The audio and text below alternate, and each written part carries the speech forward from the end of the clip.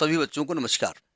हम बात NEET physics के जो पीवाईक्यूज हैं, प्रीवियस ईयर क्वेश्चन, उनकी कर रहे थे, जिसके तहत हम इलेक्ट्रोमैग्नेटिक इंडक्शन चैप्टर से जो क्वेश्चन पूछे गए हैं विगत 35 ईयर्स में, उनके सोल्यूशन प्रोवाइड कर रहे हैं। ठीक है, तो उसी कड़ी में ये अगला क्वेश्चन है, तो पेशे खिदमत है अगला क्वेश्चन, इसको तैयार करिए।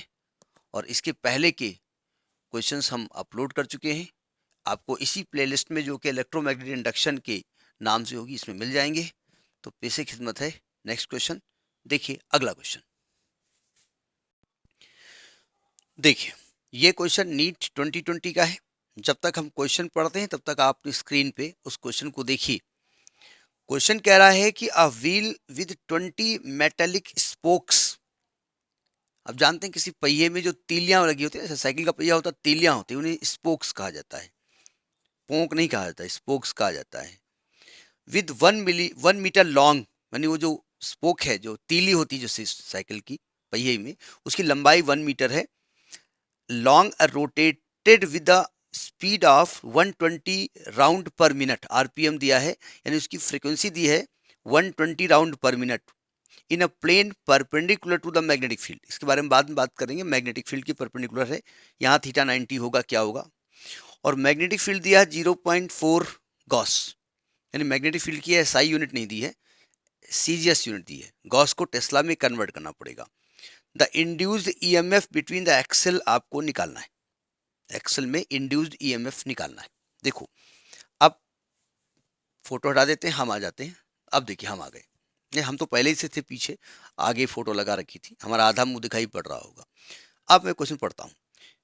देखिए, एक्चुअली है क्या, ये पहिया घूम रहा है, ये पहिया घूम रहा है, और ये पहिए की स्पोक्स है। ये जो इसकी तीलियां होती हैं उनको स्पोक्स कहते हैं। तो यानी अगर यहाँ पर मैग्नेटिक फील्ड है मान लेते हैं, तो सिंपल सी बात, ये पहिया उस मैग्नेटिक फील्ड में ऐसे घूमेगा बार बार, ये स्पोक्स भी घूमेगी। तो ये जो रॉड है ना, स्पोक्स, ये जो रॉड है, ये ओए, ये घूम रही है। ठीक है, तो ये घूमेगी, तो इसमें जो मैग्नेटिक फील्ड होगा ना, वो फ्लक्स पास होगा, यानी कि चेंज होगा। और चेंज होने की वजह से जो इंड्यूस ईएमएफ है एक्सिस और रिम के बीच में, एक्सिस ये है और रिम के बीच में, इसके बीच में जो इंड्यूस ईएमएफ है, और इंड्यूस ईएमएफ एक्चुअली है क्या, घूम तो ये रॉड रही है ना, ये स्पोक्स घूम रही है ना, तो इसके एंड के बीच में जो इंड्यूस ईएमएफ होगा, वही पहिए के बीच में होगा। इसको मोशनल ईएमएफ कहते हैं। तो हमने इंटरमीडिएट में एक फॉर्मूला पढ़ा है, पहले तो वैल्यू देख लेते हैं क्या गिवन है। एक तो मेटेलिक स्पोक्स की संख्या दी है, इसकी जरूरत है कि नहीं है वो बात की बात है। यहां लिखते हैं एन दिया गया है, 20 मेटेलिक स्पोक्स हैं, 1 मीटर लॉन्ग है, यानी उसकी लेंथ को हमने एल मान लिया है, 1 मीटर, रेडियस भी मान सकते हो, 1 मीटर है। और ये जो रोटेशन है वो 120 राउंड पर मिनट फ्रीक्वेंसी होती है ना, तो एफ गिवन है आपका 120 राउंड पर मिनट। और चूंकि हमारा एसआई सिस्टम पर सेकेंड का है, तो 120 को 60 से डिवाइड कर दोगे तो कितना आएगा, 6×2 = 12, दो राउंड पर सेकेंड, यानी 2 राउंड पर सेकेंड इसका फ्रीक्वेंसी गिवन है। ठीक है, और कहते हैं कि परपेंडिकुलर टू द प्लेन है, यानी थीटा यहां पर 90 डिग्री लिया जाएगा, थीटा 90 डिग्री दिया है। क्यों, ये स्पोक की लंबाई है और ये मैग्नेटिक फील्ड है। ठीक है, स्पोक का कोई एरिया एलिमेंट थोड़े लिखा जाएगा, तो ये तो रॉड है, रॉड से जो एंगल बनाता है वो थीटा लिया जा रहा है। ठीक है, तो कह रहे हैं कि इसका जो मैग्नेटिक फील्ड है वो 0.4 गॉस है, और गॉस को टेस्ला में कन्वर्ट करना हमने सीखा है, 10⁻⁴ से मल्टीप्लाई करेंगे तो टेस्ला में कन्वर्ट होगा। तो कहते हैं एक्सिस और रिम, और एक्सिस और रिम मतलब इस स्पोक्स के एंड के बीच में कितना ईएमएफ इंड्यूस्ड होगा, इसके बारे में निकालना है। तो एक का निकाल लेंगे, वही सबके लिए होगा, हमको नंबर ऑफ एक्सिस से, नंबर ऑफ स्पोक्स से कोई मतलब नहीं है।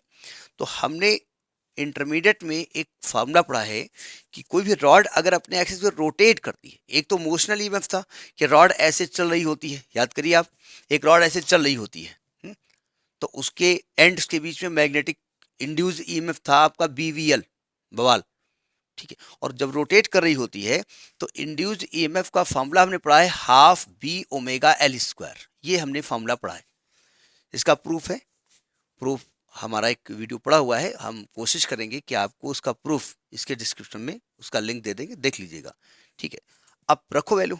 अब देखो हाफ, कोई बात नहीं, बी गिवन है, ओमेगा नहीं गिवन है ना, तो ओमेगा बराबर आपने पढ़ा 2 पाई एफ इंटू एल स्क्वायर। रखो वैल्यू हाफ, बी कितना गिवन है, बी गिवन है 0.4 इंटू 10⁻⁻4 इंटू 2, पाई की वैल्यू 3.14, एफ की वैल्यू 2 और एल है 1 का स्क्वायर। अब इसको कैलकुलेट कर लो, 2 से 2 कट जाएगा, अब मल्टीप्लाई कर दो, 4 दूनी 8 और 8 का इसे मल्टीप्लाई करोगे तो वैल्यू आई है 2.51 इंटू 10⁻⁻4, 2.51 इंटू 10⁻⁻4।